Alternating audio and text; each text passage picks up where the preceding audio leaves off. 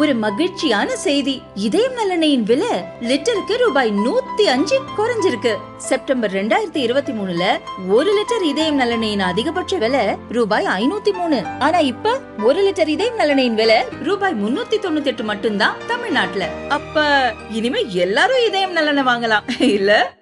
அமெரிக்க உளவு அமைப்பின் தலைவர் துளசி கபாட் அரசுமுறை பயணமாக இந்தியா வந்துள்ளார்.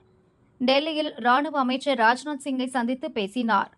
இந்தியா அமெரிக்கா இடையிலான பாதுகாப்பு அம்சங்கள், உளவு தகவல் பரிமாற்றம் உள்ளிட்டவை குறித்து இருவரும் ஆலோசித்தனர். அமெரிக்காவில் இந்தியாவுக்கு எதிரான செயல்பாடுகளில் ஈடுபடும் காலிஸ்தான் ஆதரவு சீக்கிய பிரிவினைவாத அமைப்புகள் குறித்து துளசியிடம் அமைச்சர் ராஜ்நாத் சிங் எடுத்துரைத்தார். சீக்ஸ் ஃபார் ஜஸ்டிஸ் எனும் காலிஸ்தான் ஆதரவு பிரிவினைவாதிகள் தொடர்ந்து இந்தியாவுக்கு எதிராக செயல்படுகின்றனர். அவர்களுக்கு எதிராக அமெரிக்கா கடும் நடவடிக்கை எடுக்க வேண்டும் என ராஜ்நாத் சிங் வலியுறுத்தினார்.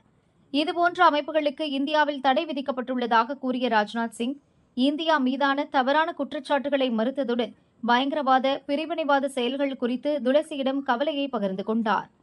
இருநாட்டு பாதுகாப்பு, உளவுத்துறை சார்ந்த தகவல் பரிமாற்றம் குறித்து துளசியிடம் ஆலோசித்ததில் மிகுந்த மகிழ்ச்சியடைவதாக ராஜ்நாத் சிங் கருத்து பதிவிட்டுள்ளார். முன்னதாக நம் நாட்டின் தேசிய பாதுகாப்பு ஆலோசகர் அஜித் தோவலை சந்தித்த துளசி அவருடன் இருநாட்டு பாதுகாப்பு அம்சங்கள் குறித்து ஆலோசித்தார். பிரதமர் மோடியும் அமெரிக்க அதிபர் டிரம்பும் நீண்ட நாள் நண்பர்கள். அவர்களிடையே நல்ல புரிதல் உள்ளது. மோடியின் சமீபத்திய அமெரிக்க பயணத்தின் போது இருநாட்டு வர்த்தகம், பாதுகாப்பு, கல்வி, வேலைவாய்ப்பு உள்ளிட்டவற்றை மேம்படுத்த இரு தலைவர்களும் விவாதித்தனர். தற்பொழுது ராஜ்நாத் சிங் அஜித் தோவலை சந்தித்து பாதுகாப்பு அம்சங்கள், உளவு தகவல் பரிமாற்றம் உள்ளிட்டவை குறித்து பேசியது மகிழ்ச்சி.